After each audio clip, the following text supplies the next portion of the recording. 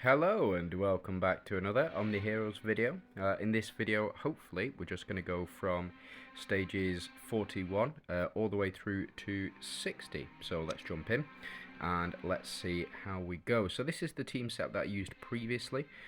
We now need two Phantoms within the team. This team had the two Strikers in it, but yeah, we do need the two Phantoms. So let's go with some basic Phantom setup. In where have you gone? This team here. So this is three Phantoms, two Monarchs. You'll have Mavis, and you will have Aphrodite as the main, or as the Monarchs, and then you've got the three Phantoms within the Avengers synergy. You can go for four if you want. You can include Persephone on the team. She's a very good Phantom, especially with her unique runes. But for now, I think we'll just change up our relics. Again, you can go with something very similar to this. As your team setup, or as your relic setup, you'll have your healing base, you'll have your Blades of Chaos, and your Hand of Tyr as well. This would be absolutely fine. What I am going to do, just change it out because we do have better relics. Going to pop you in.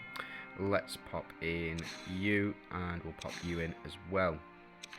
So let's jump in and just see how we do. So yeah, keeping the face cam on, but if it does become a problem, i.e. the gameplay quality goes down because it starts to lag, something like that, then it will go off. You know, it is what it is, so don't be too distracted. We're trying to focus on the gameplay here. Seems to have worked out very well for us, so yeah, I think that's fine. That'll be the splash damage kicking in as well from the artifacts that we've got. These artifacts are pretty universal. You can use this in any team setup. These artifacts, and they will do you, or they will put a lot of work in for you.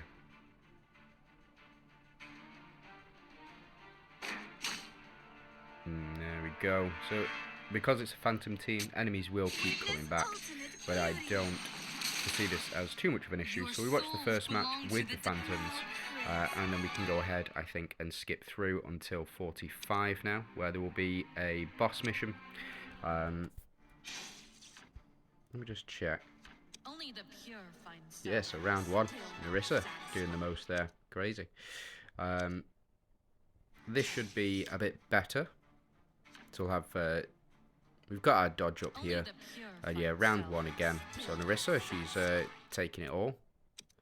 So let's see how we do on 45. So again, round one, Narissa, she's becoming very, she's kind of a required unit now, I guess, for the Avengers team. Although she does quite a lack of damage. So this is Lachesis, and she will apply Revitalize. Now, the best counter for Lachesis is Gwyn. The reason for that is his speed is 98, and this Lachesis, I'm pretty sure her speed is 100, so she will act almost last in the enemy order setup of attacks. And what you want to do is you want to apply Gwyn's Revitalization removal after she's applied the revitalization, and that will help you defeat this boss if you are struggling with the health regen, especially because she's surrounded by 4 Monarchs. Very powerful setup indeed. The fact that they're healing at the end of every round, and the fact that they cannot take more than, I believe it's 30% of max HP per hit, or is it 40? Yeah, it looks to be 40% of max HP per hit. Not too much of a problem for us because we are going to be hitting quite a bit, especially with the splash damage kicking in at some point as well. So we'll see, yeah, Aphrodite kicking in here, and then we'll see Narissa hopefully finish things off here. Yeah, there we go, perfect. Please don't go 4 more times. Oh, it is. Yeah, it is what it is. But there you go. So that's Narissa putting the work in this Phantom synergy. Another Phantom synergy that you can go for. So if we jump into Phantoms again is a Doom's Phantom synergy, so let's build that.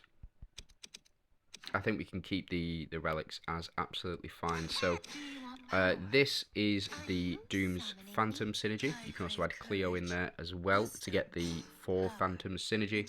If you really wanted to go with 5, you'd probably add in Janna, or...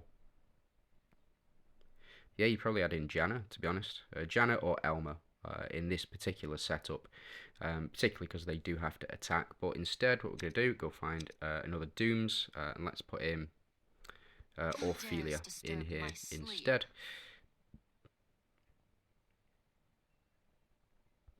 We'll go with you, and you. I still think these two are one of the better combinations that you can have for the Dooms team.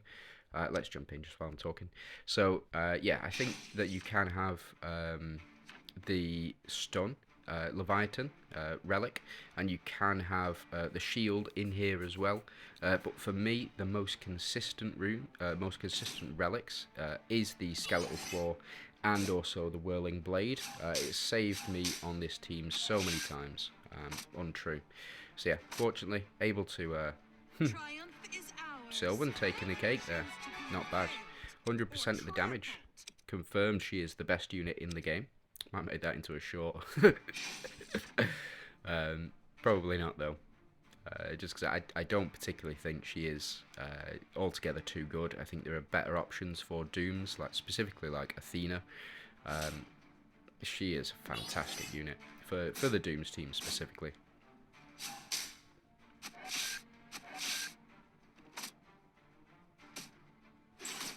There we go, so the reflect damage kicking in. This is a team of 5 monarchs as well, so something to keep in mind. Even though we're using our Doom's synergy, they cannot take more than, as you see here, I think it's 30% of their max HP. So it's going to take 3 hits for them to go down, unless Ayushta wants to double. There we go, Dahlia to finish things off for us. Not bad.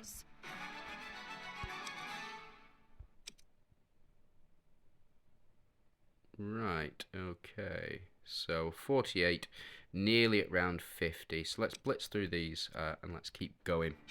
And what I might do is change things up for this final boss, and I'll build around what the final boss is doing.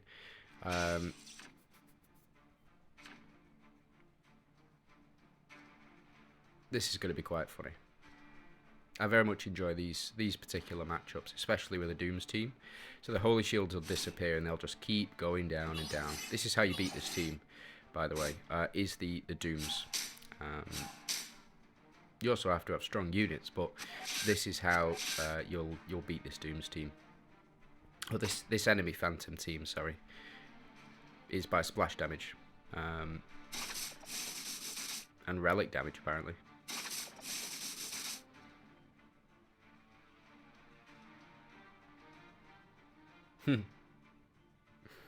Yeah, it's fine. We can go ahead and skip. Let's jump into the main boss. So this is stage 50. So at stage 50, we need all enemies deal 30% damage, lose 1 HP when performing a basic attack. So nothing we can do about the enemy boss or the enemy minions. What we'll look at doing is, yeah, I think we should be absolutely fine with this team, but. Yeah, because Phantoms don't really have much of a free-to-play team. The units in there are a bit strange. So let's jump in with this team. I think I'm going to move Dahlia to this front slot so she can switch with Cleo, and then Sylvan, Ayushta, and Ophelia on the back row as well. So boss should be taking quite a bit of damage, reflect damage, despite the damage immunity as well. I think this boss does have around 80% damage reduction. So either you need to wait for these minions to finish, attack him, and then they'll all die eventually, or you need to take out this boss right away. So we'll see. I don't think Dahlia is going to do altogether too much damage to the boss. I think on her ultimate she will.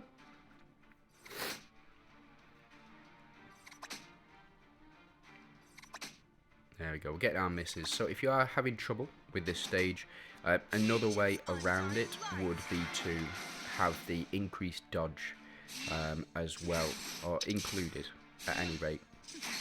So as you can see, the boss has already lost half HP, and the reason for that is the reflect damage. So we should take a little bit off here with Dahlia, but it is really the reflect damage that's the problem for this boss in particular, which is why we've gone with the Doom's Phantom team over the Avengers Phantom team, just because it would take so long for the Avengers to build up.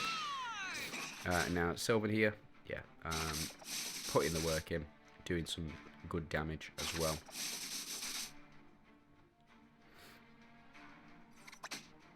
Egypt's undying light. So round 3.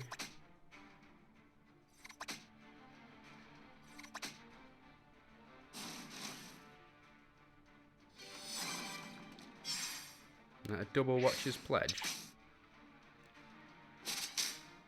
That would be so much damage. That would be so much damage. But there you go. Ophelia to finish things off. Not too difficult to get through. Dahlia to do the most. And I think that'll be reflect damage that's done. Yeah, so there, it's output. The reflect damage is output more damage than the rest of the team. Yeah, for me, really powerful. Cleo doing absolutely nothing there. And Dahlia doing the least out of all of them. But it's because where she hits against that particular boss. So this time we're going to go with Ethereals. Ethereals, absolutely easy clap because of one particular unit, and her name is Eudora. Eudora is probably the best Ethereal in the game. I don't think she's the best unit in the game anymore. I think that crown goes to Dahlia. Dahlia being the one that you should be going for and prioritising, besides potentially Cleo. But Cleo, again, that's a painful topic, so we're not going to touch on that right now. I think that the best unit for this particular event would be Wukong, and I'll show you why in just a second. But what we'll do first, we'll take out Eudora. Say you don't have these two. You can always go with a setup, something like this. This should be absolutely fine. Let me go ahead and show it off. Let's put our relics in. So we'll go with Chaos Orb.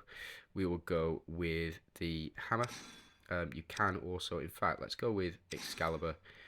When Arthur comes out, if he is not an Ethereal, I am going to be mad. And then Scales, because Scales is the easily the most accessible Ethereal's Chrono Relic available. So you should be absolutely fine with a team setup like this. You're really looking to increase crits and crit damage as well. That's what Anubia is good for, and Ellie is good for doing big damage as well. One sec. Sorry, as you can see, I'm currently recording in my bedroom. It is the only place that I get any peace and quiet as it stands. So yeah, we're recording in the bedroom at the moment. Absolutely fine.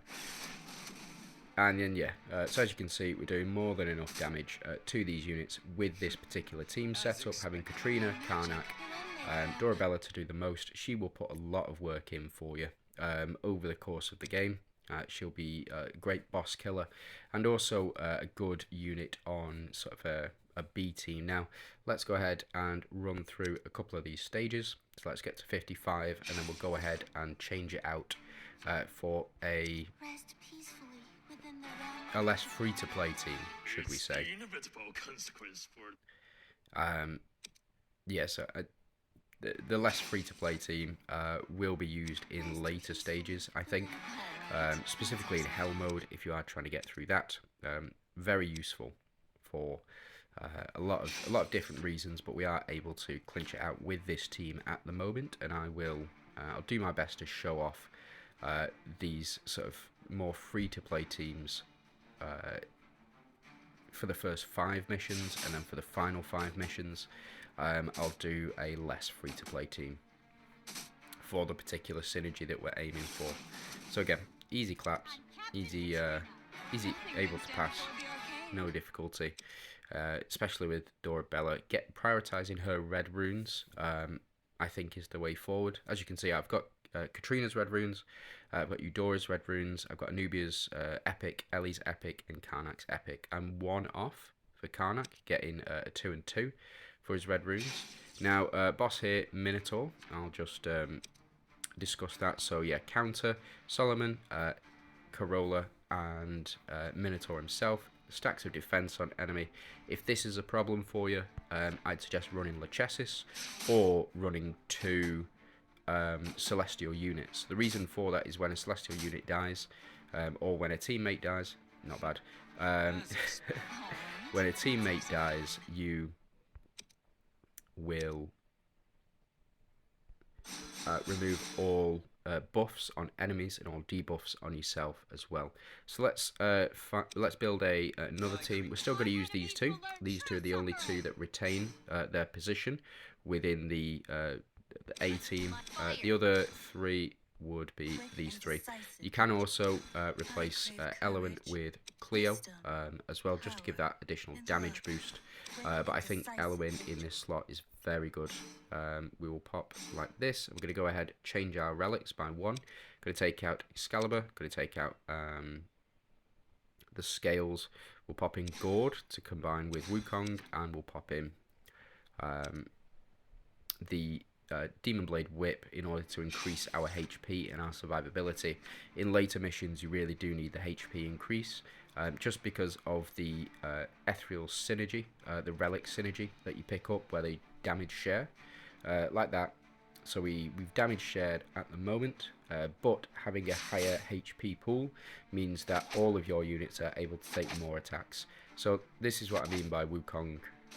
When he kills an enemy, he will pop off. I.e. he's just taken all 5 of them out now, and now the Gord switches, which will trigger him again. The mission is still and yeah, so he has done 100% of the damage in there, and he will consistently do 100% of the damage in weaker stages like this, like the Abyss, or Common, or Hard. Wukong should be taking out the majority of the enemies on the first try. So with this one, for example, I suspect that Wukong will be able to take out Celine.